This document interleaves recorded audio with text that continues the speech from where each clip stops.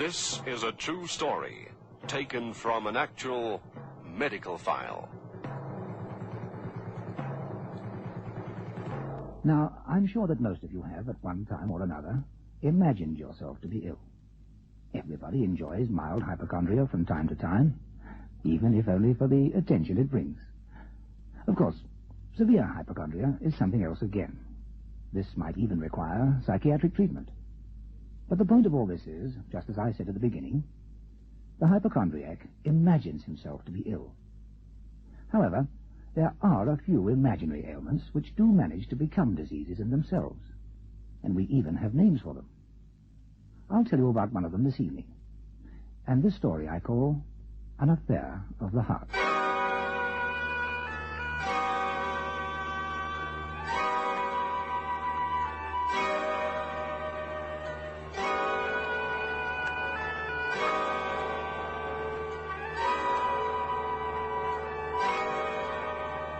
Medical file.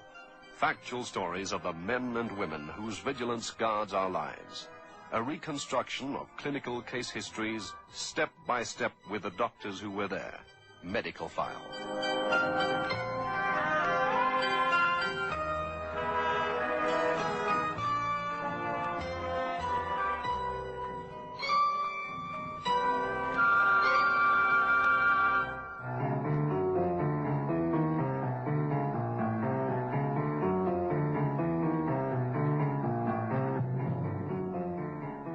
There was absolutely nothing unusual about Jimmy Price. If anybody was the picture of health at 24 years of age, it was Jimmy. His medical file proves it. Perfectly normal, even to the point of proposing to the girl of his choice, and having himself accepted.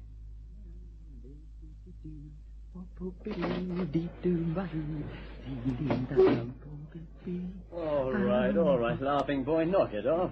Haven't you got any respect for a Monday morning? Aha, Benjamin. You'll never guess what happened to me this weekend. I can't wait. Want to hear? If it'll shut you up, that insane singing. Don't you know that Monday mornings are for recovery? From this, I shall never recover. I hope. Oh, save me. You're a Philistine. Oh, so you say. But at least I'm an engaged Philistine. Yeah. No. Yes. Really? Uh-huh. Who? Mary. No. Yes. Mary? Uh-huh. Mary Lovell? Well, how many Marys do you know? 3. Mary Lovell? Who could have your luck? Try me. This weekend? This weekend. And she said yes. Obviously she said yes, you clown, or you wouldn't be here on a Monday behaving like it's Friday's payday. Bonus days, March the 17th. Bonus? Wedding. Whew, you don't let the grass grow under your feet, do you? Set the date already, no less. Oh, no point in a long engagement. There is, the way I see it. Oh, how's that? Makes the marriage shorter. Oh, get out of it. Look, I'd better get back to my desk before the old man discovers me without my nose to the grindstone. Right. You leave me to my Monday misery. There's a good chap. I don't know what the world's coming to. You pinching all the best-looking girls in town. All I've got to show for my weekend is a hangover. Oh, it breaks my heart. Are you doing anything lunchtime? Yeah. Oh, okay. Well, meet me in the Dragon after work, then. We'll have a beer and I'll tell you. Okay. Now, breeze before we both get the sack for pinching company time. Done. Do me a favor. Don't sing. I managed to force my way to the country eventually. 2 miles, that's right? Yep, that's it. Here's yours. Less than yours. Pretend you like a head on it. Seeing it's a special occasion, right. Cheers. And congratulations. Really. Thanks. You fancied Mary, didn't you? Didn't everybody? What have you got that nobody else has got? Oh, charm and culture and refinement and knock physique. it off. Actually, no, I'm very happy for you. Very nice girl, that. Ooh, very nice. Hope you have lots of luck. Yeah, going to need it all right. Certainly haven't got much money. That's a problem, you know. Oh, no, I don't think so. No, it's true. I've seen it. My parents. Really? Got divorced when I was 13. Oh, I didn't know. I'm sorry. Oh, please. I got over it. But that was money. Broke up the marriage? Yeah. Never enough of it. You should have heard the fight that went on. And all they were doing was trying to make ends meet. Oh, no, but look. I mean, if two people are really in love, well, they'll work out a way. Well, together. I mean, Mary and I wouldn't fight about a thing like that. Look, I don't want to be a Job's comfort. No, that's all right. I'm afraid it just doesn't work that way. Believe me, I've been through it at the blunt end. You start out all starry-eyed, but that wears off. And then you have to cope with the day-to-day stuff. That's what wears you down, if you haven't got the ready. Yes, I see what you mean. Look, I don't want to upset you. Oh, no. I didn't know your folks were divorced. That's what caused it. Oh, well, forewarned is forearmed, to coin a cliche. Mind you, an insurance clerk doesn't earn all that much money. Oi, don't go all moody. Mary's earning, isn't she? Yeah, but for how long after we get married? Oh, but look, don't let it bother you. I shouldn't have brought it up. It's my turn to buy the beers. Oh, no, my mind's I okay. may as well get them now. You just sit tight. 2 more miles coming up. He's not wrong, you know. Not enough money's killed more than one marriage before today. Perhaps I'd better do some swift budgeting before I meet marriage. Figure out what we can afford and what we can't. The insurance clerk doesn't make very much. It saves a bit, but the wedding and the honeymoon take a fair bite out of it. Let's see. Furniture. I want to live in a furnished flat if I can help it. Still have our own stuff. I'll never count on it. Yeah. No, it doesn't look good. Especially not if you multiply expenditure by 2 and take out Mary's income after 8 months. There'll be something saved, but not much. Perhaps not enough. Oh, time! Oh, late. I can't keep a shiny new fiancé ready. That bit where the horses rode off and the ropes pulled the saddles right off. I was in hysterics. Oh, yes. Yes, very funny. Jimmy, didn't you like it, love? Me? Oh, yes, I liked it fine. Why? Hello. Just seem a little down. Perish the thought. See? It smiles, it lives, it breathes. It's a genuine Jim Price. Oh, Jim. Hey, aren't we supposed to be partners? Yes, of course. Everything? Everything. Then what's bothering you? Oh, nothing. Oh, darling, that just isn't good enough. Come on, out with it. Yes, well... Come on. Mary, look, how do you feel about a longer engagement? Jim? I mean, well, yes, a longer engagement. Jim, darling, aren't you sure anymore? No, of course I am, but... Well, I've been doing some figuring. I mean, about money. Oh, love, such mundane thoughts, you think. Here's an idea. We'll worry about that when the time comes. No, look, Ben and I were talking. He said... he told me about his parents. Money spoiled their marriage. They got divorced and... Oh, Mary, I don't want that to happen to us. Oh, Jim. Jimmy, why should it? Well, couldn't it? Not the way I feel about you, darling, no. Honestly, money doesn't mean all that much. No, but I don't make an awful lot of money, love. Not enough for everything I want to give you. It can wait. Yes, but you see, you'll be earning for the moment. But then you won't be, with babies and everything. Babies? Yes, babies. Fat things, small. And they eat and cry and... Oh, Jimmy, love. Babies can wait also. Can wait? Yes. I'd like to enjoy you all to myself for a long, long time, before we even start to think about babies. Well, look, we'd better make a move or we'll miss the bus. Mm-hmm. I thought it'd be a nice idea to... people get married to have... You first, my love. Babies after. I have no desire whatsoever to be surrounded by nappies in our first year together, or even our first few years. But don't you want babies? I thought this was what women wanted. Not right away, no. Oh. Hey, we'd better hurry. Here comes our bus.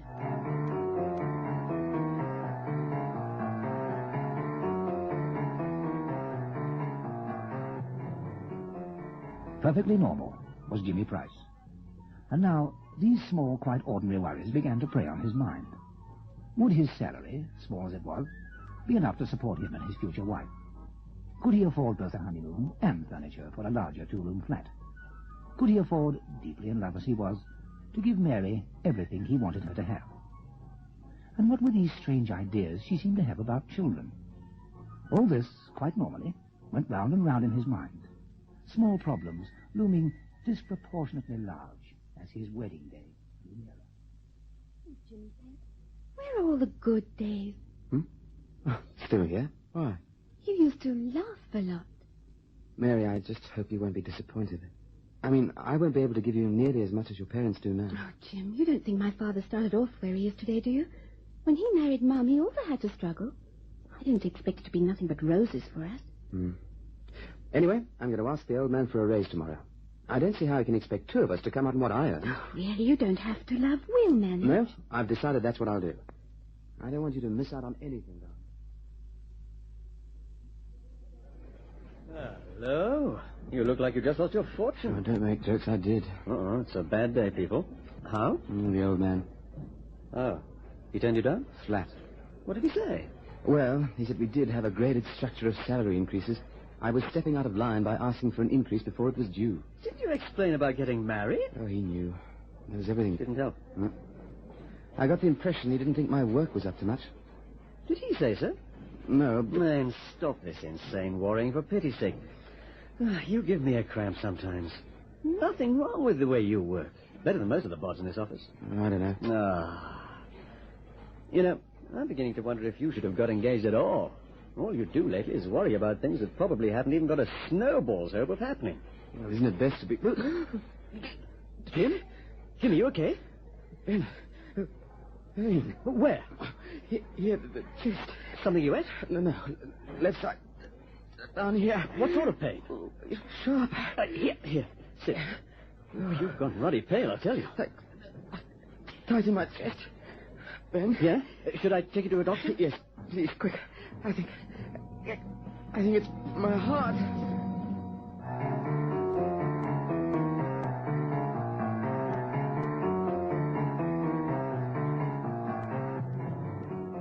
Hello. Don't try to get up. Wait until I've got these leads off you first. All right, there you are. What does it show, Dr. Feldman? Nothing as far as I can see. I'll have a closer look at it while you're getting back into your clothes.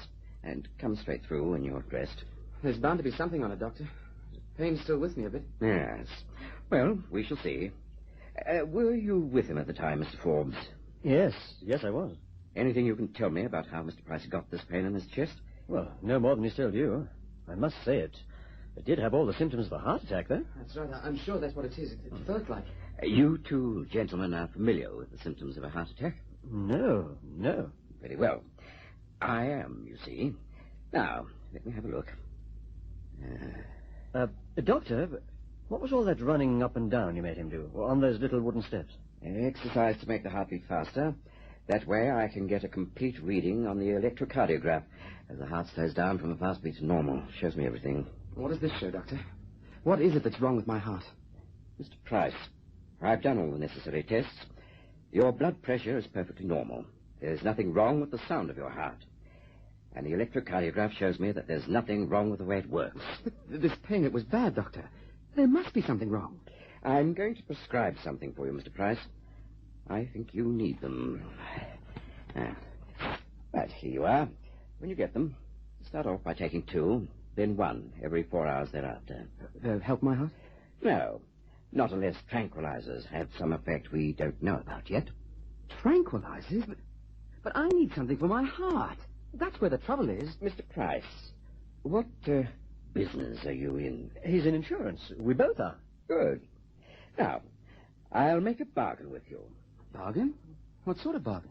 I'll stay out of the insurance business, and you won't make any diagnoses, all right?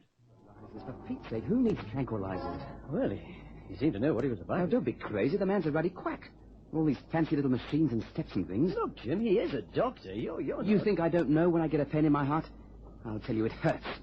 You'll know it if ever you get it. You sure you're right? Dead sure. Tranquilizers, for Pete's sake. What the heck with them? Hey, what are you doing? Now, that's what I think of his prescription for tranquilizers. The pain's gone anyway. I reckon if I just take it easy, it won't come back. My lovely love was delicious. If I were you, I'd apply for the chef's job at Dorchester. I'm a man of many talents. For many years, I sweated and slaved, absorbing all the skill and knowledge of my master teacher, Joe, late of Joe's Hamburgers Parlor. Lies. All lies. Anyone can read a cookbook. Not with such consummate artistry. Reading with consummate artistry. Now, there's a thought. Take unto thy kitchen full 3/4 pound of chopped beef. Fear not to sprinkle it with salt. Oh, you idiot. I love you. Oh, me too. Oh, you, that is. Coffee? Love some. Well, I should have perked long enough by now. No, I'll fix it. Oh, I'm spoiled. And I don't mind telling you I love it. What sort of coffee have you got? Jim? Jim? What's the matter? What happened? Are you all right? Mary, Wait, I'm coming. Jim, what on earth is it? my heart, it's this pain. Who's your doctor? I haven't got one. I went to one A few days ago, but he was a quack. Yes, come and sit down. I'll phone my doctor and ask him to come over. He's very good. Pain, it's bad. There. Comfy? But all tight in chest. You just sit tight. Has this happened before, love? A few days ago. Oh, you didn't tell me. No.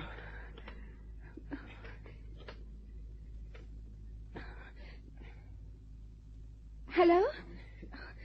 I'm sorry to phone at this hour. Can I speak to Dr. Feldman, please? Sorry, I'm not staying. Oh, Jim, don't be absolutely ridiculous.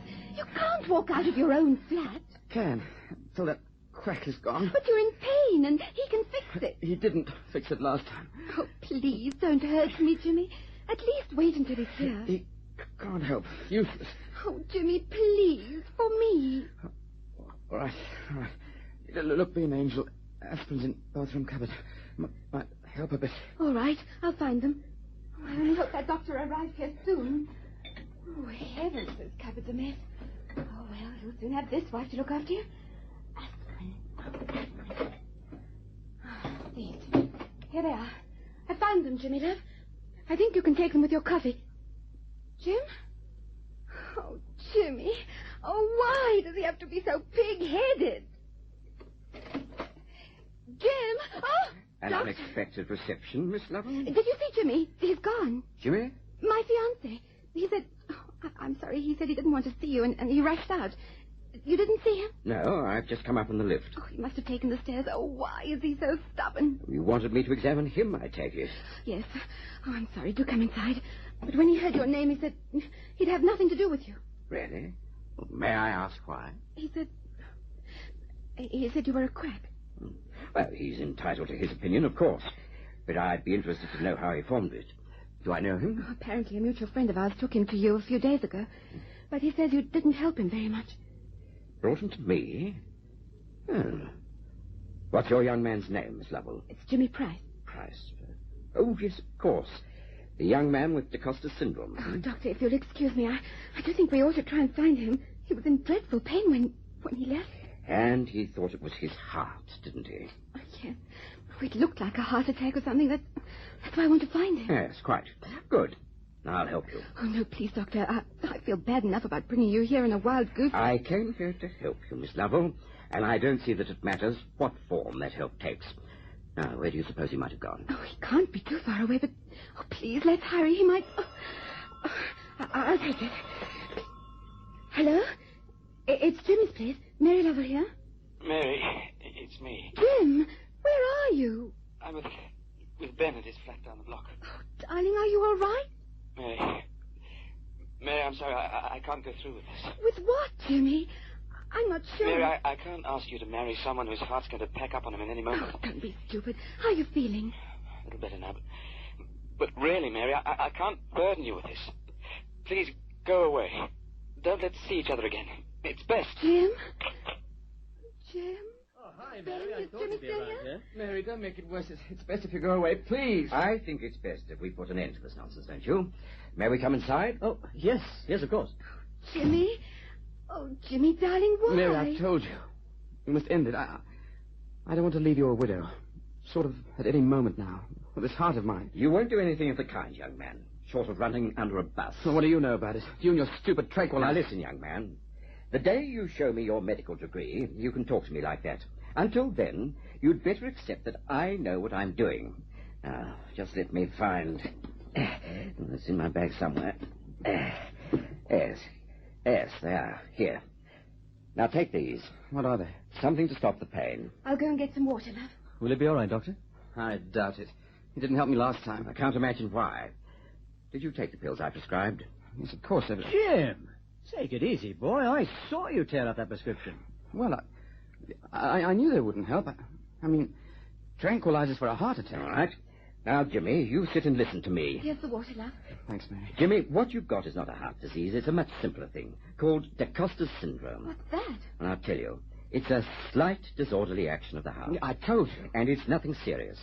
What happens is that quite often a young person like yourself, under stress as you are at the moment, imagines that he has a heart disease. But the pain... Yes, it's quite common to get pains on the left side of the chest. But you interpreted it quite inaccurately as a heart attack. And your anxiety and nervous tension only made it worse. It led you to believe that your heart may stop at any moment. But believe me, the tests I did on you show that your heart is perfectly healthy. Jim's got nothing to worry about, Doctor. Nothing at all. And that's why I prescribe tranquilizers, to help him stop worrying. And that's all he needs. Is that simple? There's really nothing wrong with my heart? I told you, nothing at all. Just don't worry about a thing. But, Doctor, I am worried. I mean, I want to marry Mary. But there's a question of money and where we'll live and babies. I'm really sorry I ever brought it up. You try getting married when you're just a houseman at a hospital. That's what I did. And we're still very happy. Yes. I suppose it depends on the people. Oh, darling, I don't want a big place to live in, really. You think I do, but I don't. In fact, all we need to do is move your old single bed out of your flat and move a nice big double bed in. And stop worrying about it, you great nit. Yes. Yes, I will. Now that I know what the problem is. Most people do. Once they know there's nothing wrong with their heart, the symptoms disappear. Oh, Doctor, thank you. Not at all. And just remember that your young man's heart is in fine shape, both physically and romantically. Is an insurance assessor today, with every chance of becoming manager of the branch office. He lives in a charming little house with Mary and their son and daughter, whom they adore. And he's had no more anxiety about his heart. Sensibly, he has a medical checkup twice a year, which shows that his heart is as healthy as ever it was. Everybody gets occasional pains in the left lower chest from time to time, and any doctor knows that these can be from a variety of causes, and only a few of them from genuine heart trouble. If it happens to you, then do the sensible thing and have your doctor check it out. And remember, if your doctor tells you not to worry about it, then do what he says, won't you? Worry will only make it worse.